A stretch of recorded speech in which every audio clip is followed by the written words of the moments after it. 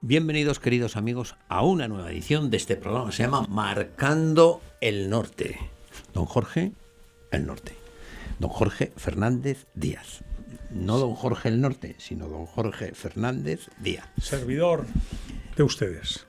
Conocido de todos ustedes, político, ingeniero, pero yo he dicho que es un historiador pintado de político y de ingeniero. Usted diga lo que quiera, don Javier. No, está saliendo una historia de aquel, pero además va lo mismo para arriba, para abajo, para la Edad Antigua, para la Edad Media, porque estamos haciendo una serie de programas con motivo del centenario de la consagración de España al corazón de Jesús, sobre qué significa el corazón de Jesús, qué ha significado eso en la historia de Europa, en la historia de la humanidad, en definitiva. En la historia de la Iglesia. En la historia de la Iglesia. Nos empezamos a remontar nada menos que al Antiguo Testamento. Hemos ido repasando la historia y en el último capítulo nos habíamos quedado en las Españas. Recapitule usted. Sí, efectivamente.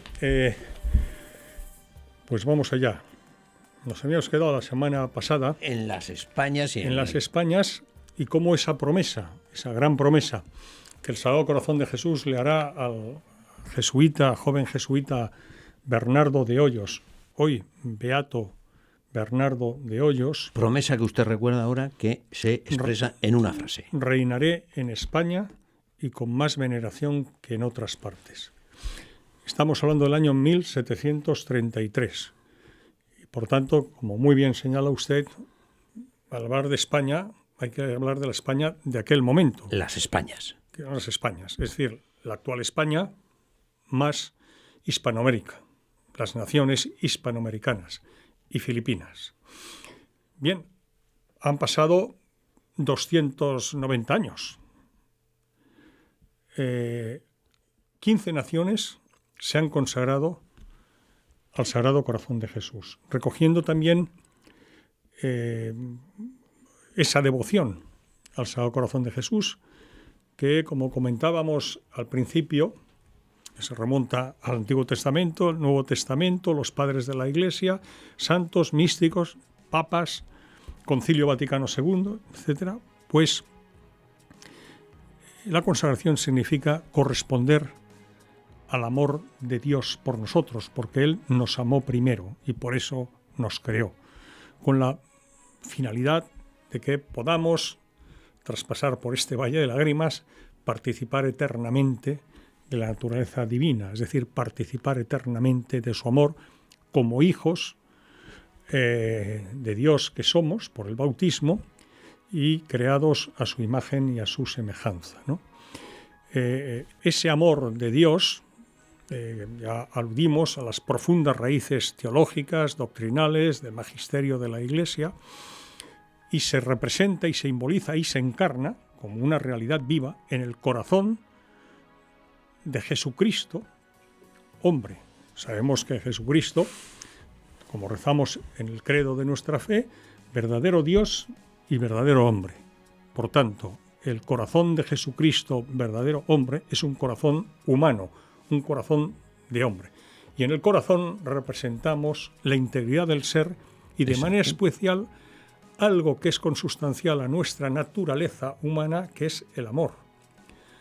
Por eso el amor y el corazón son, incluso icónicamente, gráficamente, están muy relacionados. Tiene todo el sentido, porque si Dios es amor, claro, nosotros creados por Él, a su imagen y a su semejanza, evidentemente en nuestra naturaleza, el amor, la necesidad de ser amados y de amar, pues es, como digo, consustancial a nuestra naturaleza. Bien, entonces, la consagración, decíamos, es la correspondencia a ese amor de Dios hacia nosotros. Y ese amor de Dios se representa y se hace realidad viva en el corazón de Cristo. Por eso, consagración que puede ser, y ahora iba a eso, que puede ser personal, pero que a través del desarrollo de la devoción y del culto al corazón de Jesús se ha ido materializando en consagraciones no solo, que también y sobre todo y ante todo personales, sino también de cofradías, de gremios, de instituciones, de naciones. ¿Me permite?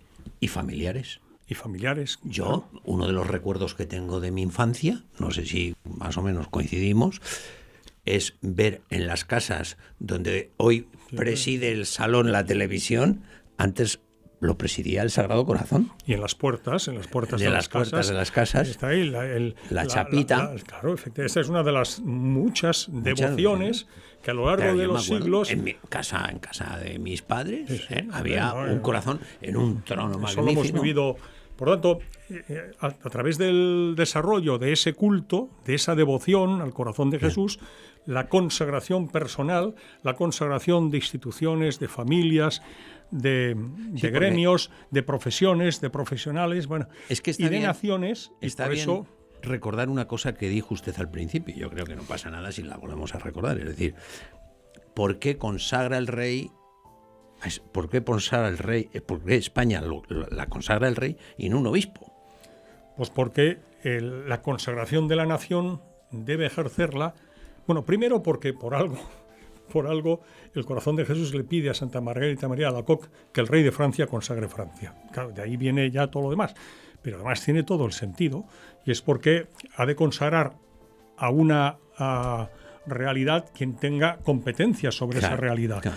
Y el competente sobre la realidad de una nación, de un país, de un Estado, pues es quien tiene la responsabilidad de ejercer el gobierno.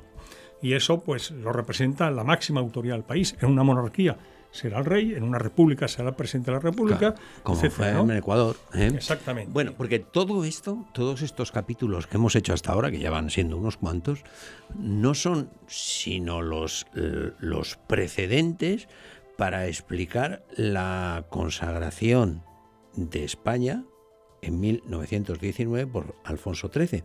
Pero entre la etapa que hemos dejado de las Españas y esa consagración hay una fase o un aspecto que además yo sé que usted tiene una especial vinculación, que es Barcelona, el Tibidabo, Don Bosco.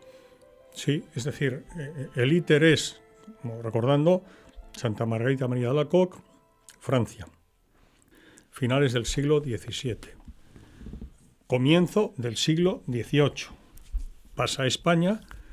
En lugar de Santa Margarita María de Alacoque, ese papel en relación con España lo juega el joven novicio jesuita Bernardo de Hoyos, hoy beato Bernardo de Hoyos, fue beatificado el 18 de abril de 2010 en Valladolid. Ahí tuve la satisfacción de estar presente. Y por otra parte, en relación con el lugar y el objeto de la consagración, allí era Francia y era el rey, y aquí será España, que en aquel momento, 1733, eran, como decíamos, las Españas. Un paréntesis antes de entrar en España, en la actual España, ¿no?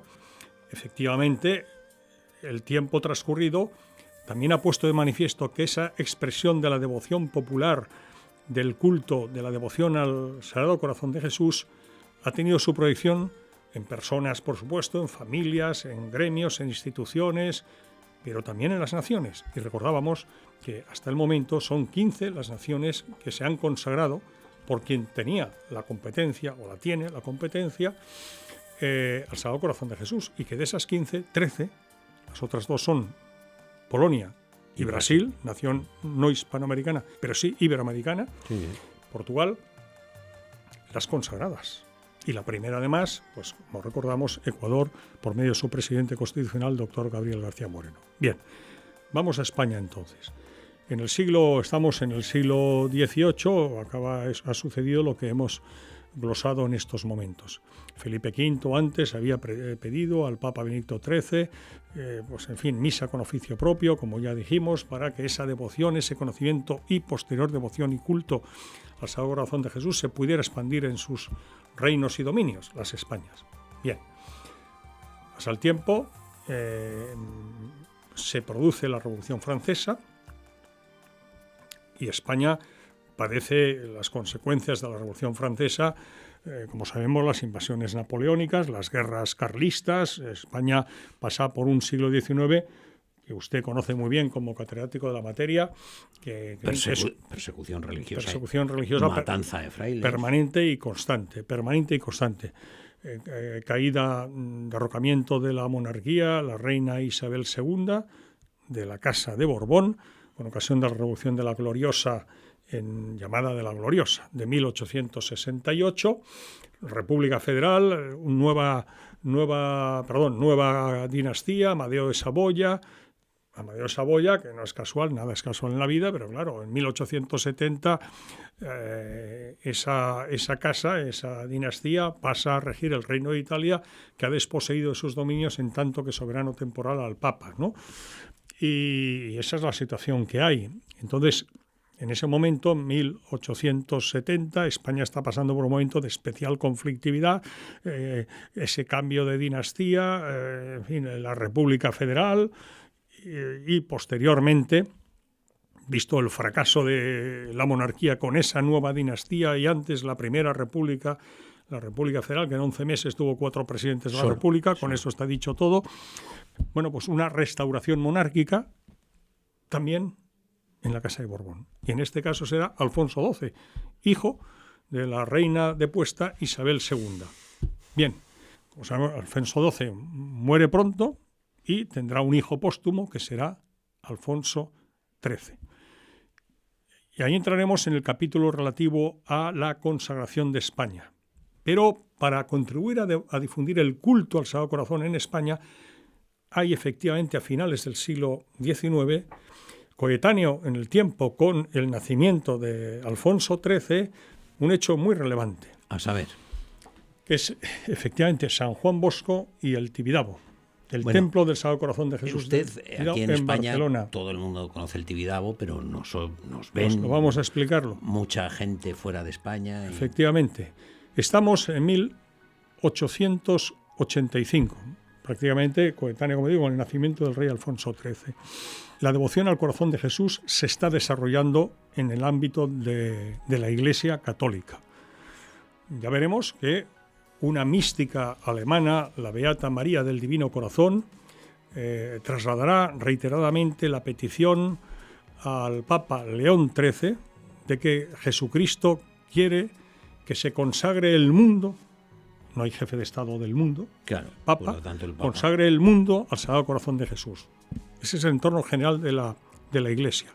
En lo que hace referencia a la Iglesia ya más centrada en Italia-España, pues también el Papa León XIII ha encargado al que será San Juan Bosco que se encargue de la erección en Roma de un templo dedicado al Sagrado Corazón de Jesús, en 1880. Ese templo había iniciado sus obras unos años antes, pero por falta de recursos económicos había quedado paralizado.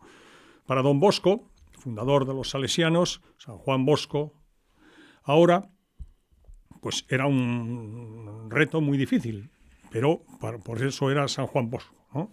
Y sacó adelante ese proyecto de tal manera que en 1885 ese templo en la urbe, en Roma, en honor del Sagrado Corazón de Jesús, ya está consagrado el culto y todas las otras actividades en relación con la juventud, con los chicos, ¿no? Que es una actividad muy vinculada a don Bosco, a los salesianos, pues está en funcionamiento.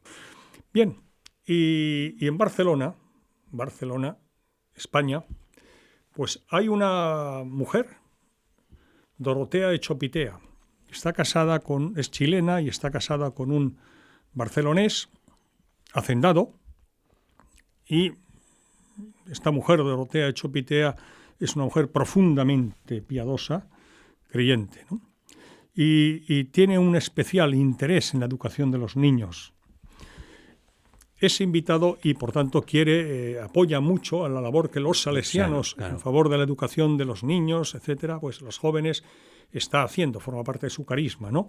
Del carisma de los salesianos. Sí. Entonces, a la vista de las numerosas iniciativas apostólicas que se están llevando a cabo, en concreto en Barcelona, por parte de los salesianos, don Bosco se embarca de Turín a Barcelona, por ferrocarril, para hacer una visita que en los anales de San Juan Bosco y del Tibidabo y de los salesianos está marcado con letras de molde, ¿no? Vendrá en tren a Turín y estará en Barcelona prácticamente un mes, poco antes de morir, del 8 de abril de 1886 al 6 de mayo de ese mismo año. Viene a Barcelona precisamente para tomar posesión en nombre de la familia religiosa salesiana de esas donaciones hechas con una finalidad apostólica y a su vez pues ponerlas en marcha, claro. Marcar las directrices correspondientes al fundador, que tiene los carismas correspondientes a todo fundador. Bien, quien conozca Barcelona, pues en Barcelona, la zona alta de la ciudad ahora, pues está el Paseo San Juan Bosco. A lo largo de todo él, subiendo hacia arriba a mano derecha, pues está pues Colegio Dorotea Chopitea para chicas, las escuelas profesionales salesianas, el templo de María Auxiliadora, Sí. la advocación mariana por excelencia de los salesianos, etcétera, ¿no? Y bueno, Barcelona lo domina como una colina por encima de otras, que es el conocido como Monte Tibidabo. Montjuïc está en la zona del puerto, zona mar, y en el otro lado pues está el Monte Tibidabo. En 1885, un año antes de que venga San Juan Bosco, 6 barceloneses tienen conocimiento, porque era de general conocimiento ya en la ciudad, que en esa cumbre del Tibidabo se pensaba construir un casino. No querían que un casino dominara la ciudad de Barcelona. Les parecía a esos barceloneses que era poco edificante y poco conveniente. Y para evitar que eso se produjera, compran la cumbre del Tibidabo. Conocen que va a venir San Juan Bosco y quieren entregarle la escritura de propiedad de la cima del Tibidabo. Pasa lo siguiente. San Juan Bosco estaba lleno de celo apostólico por contribuir a la devoción del corazón de Jesús. Acababa de culminar Sí, lo de Roma. Lo de Roma, que le había encargado personalmente el Papa León XIII. Y por tanto, ese celo apostólico parece razonable que también, ahora que iba a estar en una estancia prolongada, prácticamente un mes en Barcelona, pues que eso también lo llevara dentro. Y sucede una cosa que es conocida, porque forma parte de la historia, que San Juan Bosco, cuando va en el tren de Turín a Barcelona, el 8 de abril de 1886, va escuchando el traqueteo del tren, y a él en su corazón, lo narra él así, el eco que le hace es tibi dabo, tibi dabo, tibi dabo, que en latín, es expresión en latín que significa en español te daré a ti, tibi dabo, tibi dabo. Sí. Y él lo narra como ante ese traqueteo del tren que le resuena en su corazón como una especie de locución interior, tibi dabo, te daré a ti, Señor le va diciendo, ¿qué me vas a dar, Señor? ¿Qué me vas a dar? Llega a Barcelona, hace todas esas cosas relativas a su condición de fundador salesiano y para hacerse cargo de todas esas donaciones para obras apostólicas magníficas, maravillosas, los salesianos en Barcelona. Y el último día de estancia va a la Basílica de la Merced, de la Virgen de la Merced, patrona de Barcelona, pues para poner todas esas iniciativas apostólicas en manos de la Virgen y darle gracias a la Virgen de tantas y tantas iniciativas como hay, ¿no? Bien, y ese día, 6 de mayo de 1886, en la Basílica de la Merced de Barcelona, esos 6 barceloneses que han comprado la cima del Tibidabo le hacen entrega. En el momento en que le hacen entrega de la cumbre, de los terrenos correspondientes a la cumbre del Tibidabo, a San Juan Bosco, todo esto está documentado y narrado, fueron parte de los bonito, anales, es una cosa preciosa. Claro, oír lo de Tibidabo le evoca un mes antes cuando venía en el tren y le iba resonando el traqueteo del tren, y entonces queda emocionado, y les dice a esos barceloneses que han de saber que son instrumentos de la divina providencia, con esa actuación que han tenido generosa de comprar esa cumbre y tal. Y entonces Juan Bosco dice: en la cumbre del Tibidabo se edificará un templo consagrado al Sagrado Corazón de Jesús que dará mucha gloria a Dios. Yo voy a decir una cosa, que además se llamaba Tibidabo porque los monjes jerónimos habían estado... O sea, ya tenía el nombre de... Sí, porque los monjes jerónimos estuvieron de misiones años antes en Barcelona. Por eso una colina, a más baja cota que el Tibidabo, que se llama el Monte Carmelo, el Carmelo, pues una avenida muy, muy conocida, muy importante en Barcelona es la avenida del Valle de Hebrón, es decir, nombres bíblicos. Subieron al Tibidabo, y cuando subieron al Tibidabo, esto ya es una... es que leyenda, no, más que una leyenda ya es una tradición, porque es conocido, ¿no? Que al contemplar desde la cumbre del Tibidabo la ciudad de Barcelona a sus pies, una gran urbe, y el mar, pues dijeron, si las tentaciones mesiánicas de Jesucristo narradas en los evangelios, cuando narra el evangelio la tentación mesiánica de Cristo en la que le lleva a lo alto de un monte y viendo todo lo que había, toda una gran ciudad a sus pies, le dijo, todo esto te daré a ti, Tibidabo, si postrándote me adoras. Y el Señor le dice, aparta, Satanás, etcétera, ¿no? Entonces, al decir eso, bautizan como Monte Tibidabo. Y de ahí viene el nombre de Monte Tibidabo. Y hoy en Barcelona, bueno, el caso es que pocas fechas después, ya a comienzo de el año siguiente, 1866, se erige y se consagra una pequeña ermita en la cumbre del Tibidabo, que ahora está anexa al templo. Y finalmente, pues, en 1902 empezaron las obras. Hubo muchos inconvenientes y contradicciones. Toda obra de Dios tiene la cruz, el sello de la cruz, en forma de oposición, contradicciones de todo tipo, problemas, etc. Bien, no iban a faltar aquí. Se superaron.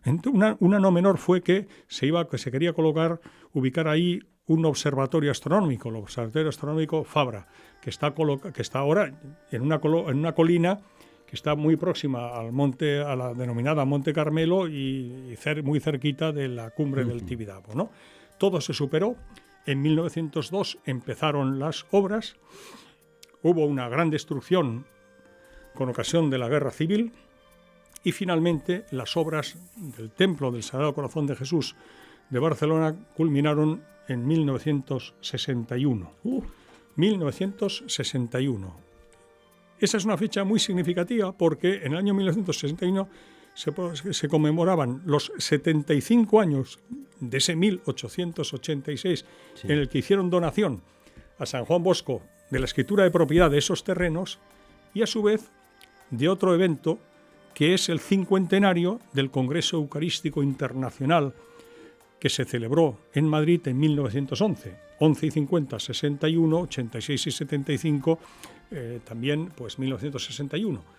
Ese Congreso Internacional Eucarístico de 1911 adoptó un voto final por el cual se aprobó, y así es, y sigue siendo, que el Tibidabo fuera el Montmartre español. El Montmartre, el Monte de Marte, es en París, es donde está el Sacré-Cœur, el Sagrado Corazón. Bueno, pues por analogía, semejanza al Montmartre de París, el Tibidabo de Barcelona. Y entonces se decidió que el Tibidabo de Barcelona fuera templo expiatorio nacional. En Barcelona se había producido en la última semana del mes de julio de 1909, 2 años antes, la conocida como Semana Trágica, con ocasión de la Guerra de África y tal, donde fueron, la Semana Trágica, ultrajados y profanados numerosos templos, etcétera, etcétera, ¿no? Bueno, hoy el Monte Tibidabo de Barcelona pues sigue siendo el templo expiatorio de España por mor de ese voto de 1911. Y en 1961, el Papa Juan XXIII, con ocasión de que, por esta efemérides que acabo de recordar, se celebró en el Tibidabo el primer Congreso Internacional sobre Culto al Sagrado Corazón, envió un mensaje, y en ese mensaje decía, evocando, como empezamos el programa, la gran promesa al beato Bernardo de Hoyos de que reinaré en España, dice, hay 3 templos en España, que son 3 auténticos jalones de cumplimiento de esa gran promesa del Sagrado Corazón de Jesús. Y cita, la hoy basílica de la Gran Promesa en Valladolid, el Cerro de los Ángeles y el Tibidabo. Magnífico. Y diré que Juan XXIII, hoy San Juan XXIII, siendo seminarista, se consagró al Sagrado Corazón de Jesús, pidiéndole la ayuda para no caer en ningún pecado venial consentido. Y en el año 54, antes de ser papa, Angelo Roncalli, cardenal Roncalli, patriarca de Venecia, celebró misa en la hoy Basílica de la Gran Promesa de Valladolid. Y eso lo dijo el Papa con ocasión de la inauguración del Templo Expiatorio Nacional del Sagrado Corazón de Jesús en el Monte Tibidabo de Barcelona. Pues muchísimas gracias, don Jorge. Hemos llegado al final, pero queda usted emplazado para en el próximo programa trasladarnos al Cerro de los Ángeles, que Hemos hablado de la Gran Promesa, el templo, la Basílica, hoy Basílica de la Gran Promesa, ahora la Basílica del Tibidabo, y queda el Cerro. Muchísimas gracias a ustedes también, queridos amigos, por haber estado con nosotros. Decirles que dentro de unos días nos podemos a trabajar para poderles ofrecer una nueva edición de este programa. Se llama Marcando el Norte.